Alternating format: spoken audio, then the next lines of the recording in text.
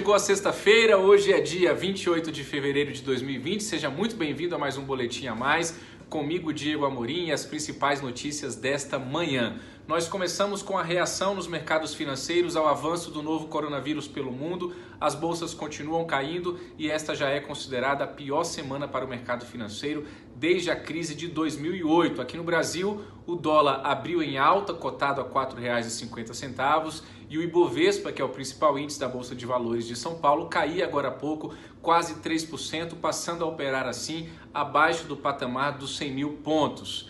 Ainda no noticiário econômico, importante registrar que o IBGE divulgou os números do desemprego no Brasil referentes ao trimestre que terminou em janeiro de 2020. O resultado é o seguinte: a taxa de desemprego caiu 11,2%, tanto na comparação com o igual período do ano passado, como na comparação com o trimestre anterior. Mas ainda assim o Brasil tem 11,9 milhões de pessoas sem emprego.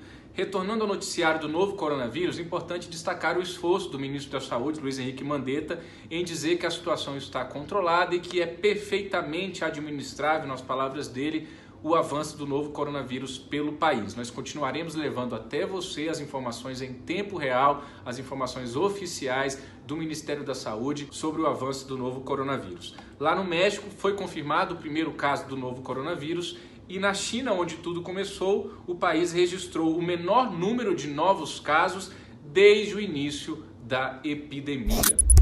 Vamos agora para o nosso noticiário político aqui de Brasília.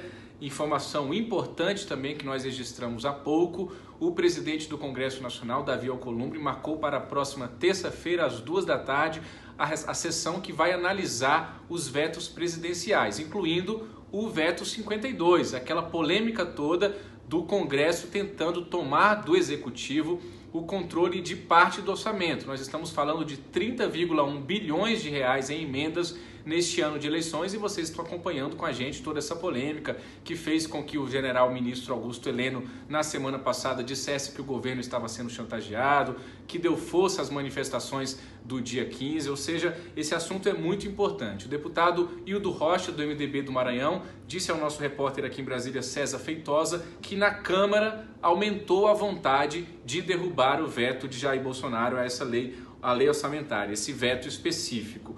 No Senado também, senadores como Eduardo Braga, que é líder do MDB, deu declarações dizendo que acha pouco provável acordo com alguém que nos procura e depois nos chama de chantagista. Ele está se referindo ao fato de Paulo Guedes e Luiz Eduardo Ramos, ministros do governo, da Economia e da Secretaria de Governo, respectivamente, terem participado ali de uma tentativa de costurar um acordo em relação a esse assunto. Depois o ministro Augusto Heleno disse que o governo estava sendo chantageado.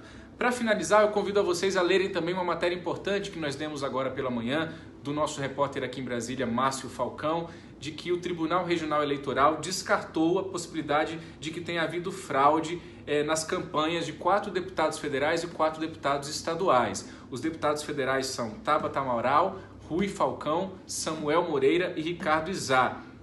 O Ministério Público Eleitoral tinha entrado com uma ação em razão do fato desses deputados terem utilizado na campanha de 2018 aquele disparo em massa de mensagens. Mas o TRE avaliou que não há elementos suficientes para constatar fraude e não há como constatar que eles teriam utilizado cadastros indevidos para esses disparos em massa. A matéria é interessante porque esse assunto está em voga lá na CPMI das fake news, que aliás vai ter sessão na próxima semana e nós estaremos também acompanhando e levando tudo para vocês em tempo real, com precisão, assim no Antagonista e no nosso aplicativo A Mais. Um ótimo resto de sexta-feira, um bom fim de semana, um abraço e tchau.